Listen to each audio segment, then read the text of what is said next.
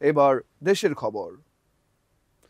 মঙ্গলবার 6 মে সকাল 10টা 40 মিনিটে খালেদা জিয়াকে বহনকারী কাতার রয়্যাল এয়ার অ্যাম্বুলেন্সটি রাজধানীর হজরত শাহজালাল আন্তর্জাতিক বিমানবন্দরে অবতরণ করে।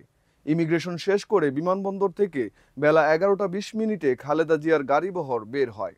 এই সময় নেতাকর্মীরা পতাকা নেড়ে দলীয় প্রধানকে শুভেচ্ছা জানান।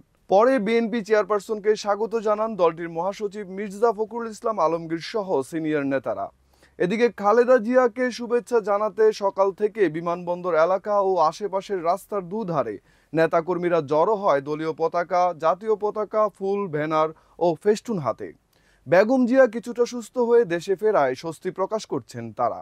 দেশে ফিরে আবারও বিএনপির নেতৃত্ব ও গণতন্ত্র ফিরিয়ে আনতে ভূমিকা রাখবেন, এমনটাই প্রত্যাশা করেন দলের নেতাকর্মীরা। একই সঙ্গে খালেদা জিয়ার আগমন উপলক্ষে বিমানবন্দর এলাকায় অতিরিক্ত জনসমাগমের জন্য আইনশৃঙ্খলা বাহিনীর ব্যাপক তৎপরতা দেখা গেছে। বিমানবন্দর থেকে বেলা 1:30টায় তিনি সরাসরি তার বাসভবন ফিরোজায় পৌঁছেছেন। এই সময় বেগম জিয়ার গাড়ি বহরে মেয়র প্রার্থী ইশরাক হোসেনকেও দেখা গেছে।